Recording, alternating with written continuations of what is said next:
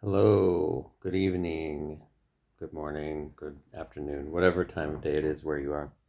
Here in Germany, it's evening. Um, I guess I have to talk about Ashtanga Yoga a little bit more because there's a lot going on in the community. There was some things written about the situation in Mysore, and I'm not really interested in talking about that. Um, because I was there and I wasn't practicing at the shala, so I don't really have any comments regarding what was written about that. I heard some things from different people, when I was still in Mysore, but it's not really something that I am interested in. I don't. It's a drama that I'm not interested in getting caught up in. I am dramatic enough in my own personal life, so I can leave it at that. Um, But people are asking me about teaching, about my approach to teaching. Um, I've done videos on this before. I've done quite a few, in fact, last summer, but maybe nobody's watching them. I have no idea. I don't have a laptop right now, so writing like I usually write a big article about these things that gets a lot of attention is not possible because I cannot do that stuff on my phone. So I'm doing a video. If you don't want to watch the video, well, sorry. That's not my problem. So there are many people who come in to a Mysore style class expecting to receive a lot of adjustments in many poses. Um, And there are some teachers who accommodate this, and there are some teachers who that is kind of what they build their reputation on, is how they adjust you and how often they adjust you. The way I see a Mysore room is this. If you're coming in and you're a brand new person and I'm teaching you from scratch, that's fine. I can do that. I do that. I think I'm actually pretty good at teaching people from scratch. I really focus on the breath, and I focus on the initial movements of Surya Namaskara A and B connected with the breath, not getting them into doing the poses. So I might have someone do that for a while, not daily, but like that day I might have them do it for a good long while, way too many A's and B's, but by the time they're finished with it, they understand that the movement is created, sorry, by the breath. Speaking of breath. And I want them to feel the reality of that because number one, Batavi used to say, is this is a breathing system. All of the other, all of the rest of it is a circus. And there's truth to that, but the breathing system is very connected to the movement. So I think that the breath has to be the number one component. And a lot of teachers don't focus on the breath. They focus on teaching the people the poses. So if you already know the practice and you come in, which I am pretty picky about the breath, as I said. If you already know the practice and you come in and you start doing it, and I notice your breath is off, I will have you back off and really get in connection with your breath first. To me, yoga, well, it's not just to me. In general, yoga is supposed to be about, Hatha yoga is about waking up the kundalini that is stored in your body. If you're lifting the bandhas from your pelvic floor, and I'm not saying squeezing, there's subtle layers of this. I teach a workshop on it. And a little bit of the Uddiyana Bandha from the lower belly so that you get this support for the spine. Those two actions actually already push into the Kundalini space. The space is between the tailbone and the navel, and it's around in that area that can be called the Kanda also. Those two slight contractions can tap into and push into where that is stored in the energetic body. Eventually, those two things are completely energetic things, and a little bit of the physical is good for your spine. So a little bit physical and a lot energetic. When you start to take the breath and connect it all the way down to the bandhas, because the diaphragm is right here. People are breathing in their belly in a lot of styles of yoga, but we don't do that. The diaphragm is right below the lungs, and it pushes down to where the navel is, and the navel is at the top of the Kundalini space, is where the navel is. So if you're bringing the breath in, prana, down to meet that spot where the bandhas are lifting up, eventually you're going to start waking up that energy, the space there. And when the energy starts to manifest and go, it tells you in the sutras what the energy does whenever it's all awake. It creates a whole new body for yourself. Not just the sutras and the Hatha Yoga Pradipika, these types of things. So number one, we're supposed to be waking up energy. So if you come in class and you're brand new and I teach you the whole practice, when you leave, you're dead, you want to fall asleep, you don't have a lot of energy, that's no good for anyone. If someone's already physically active, saying they work out, they run, they do stuff like that, possibly more is possible because they're used to doing it and they won't take so much of their kinetic energy to achieve these poses. They can do, they know how to pull from this deeper well of energy in their body. Not everyone, but a lot of people. So the goal isn't to get through primary series. Your practice is whatever you did that day. And if you did a little bit and you felt the energy flowing and you felt good and that was enough for you, I don't think there's anything wrong with that being it for your day. If you want to do more and you have energy for more, then you do it. Some people get through primary, get through intermediate, and start to feel something in intermediate, but they're doing all of primary and half of intermediate and still don't feel any energy movement. To me, that says there's something they're not doing correctly within their practice, meaning their breath is not creating, the functionality of their breath is not full enough, and the bandhas and the breath are not creating a connection to each other. This is why I teach this workshop called Breath, Bandhas, and Drishti, because it connects the things, and then you add in the Drishti to get the focus of the mind into one point. So I don't care if you come in and you can I've got all this going on in my life. I don't have a lot of energy, but I wanted to come and do something. And I said, okay, then start and see how you feel. And if you get to the point where you're feeling weak already, then stop. Ideally, if you're doing, for me, if I'm doing full standing poses and I know I don't have much energy left, I'll do back bends and then I'll do full closing. And usually after the back bends and full closing, I get more energy back. But then that's a really full practice too. It feels great. If I have more energy and more time, lately I don't have as much time because I have a harder time getting up so early in the morning. Like I did for 20 years. I just don't enjoy doing it so much anymore. So if I have the energy and I have more time and I do more, if I get up to the Marichis in primary series, I usually feel very fulfilled by that and then do back bends and closing. I don't need to do more. If I have even more energy and more time and don't really have a schedule and I do full primary, and I can do full primary, I'll do full primary, and then oftentimes I'm spent after that. I don't have a lot of energy.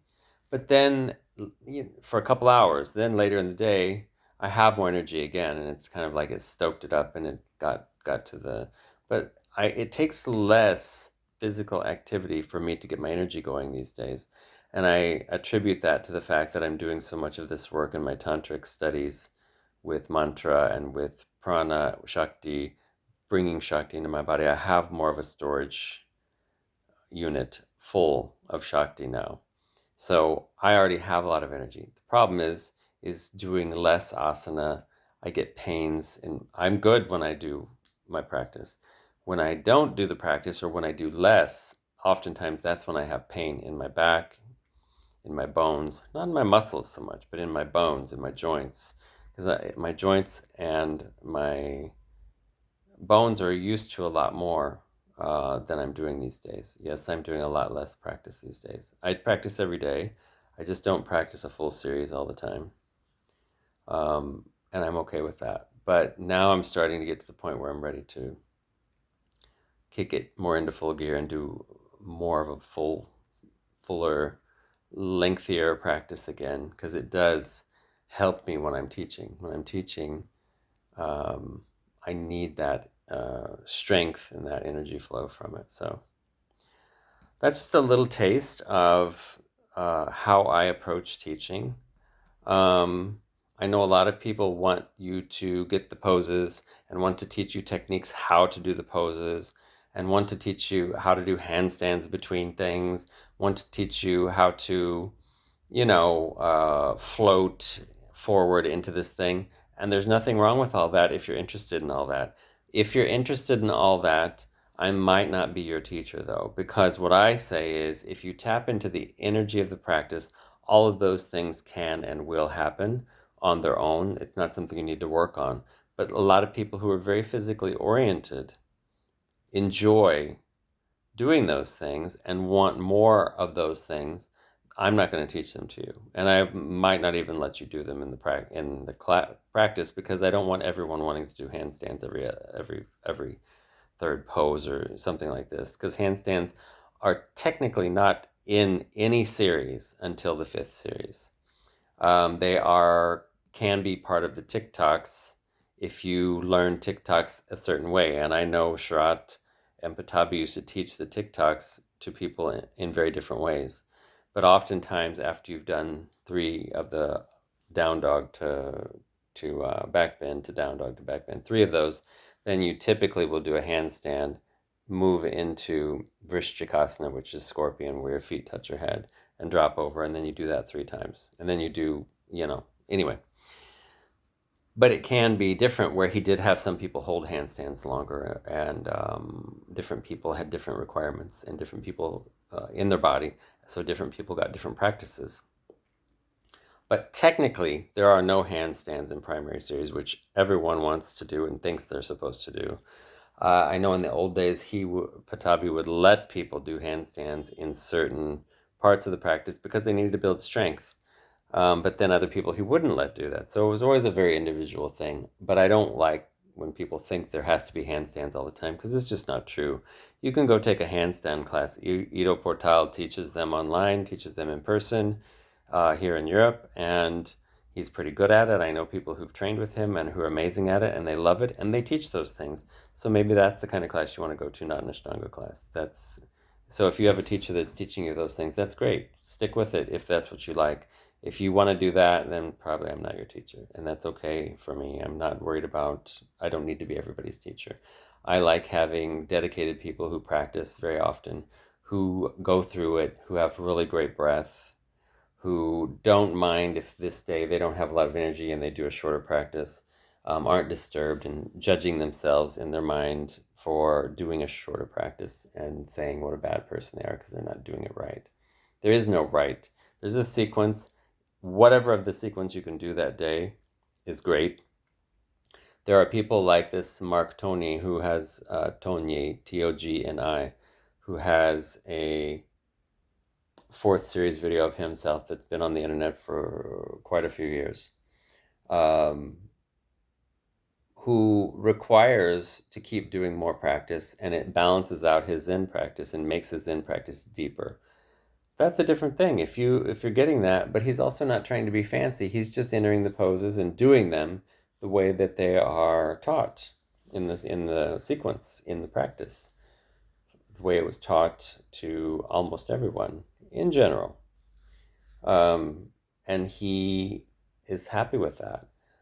I go through phases where I want to do more again, and I do more. And then I go through phases where I'm happy doing less, and I have a lot of Shakti. I have a lot of energy there. So I don't need to do more. And I'm okay with it. And then sometimes, like right now, I'm kind of feeling like it's time to do more again. So that means I have to get up earlier and start doing more again, which does not make me happy. But oftentimes the alarm clock beats me, and I don't make it to get to do more. Anyway, that's me talking.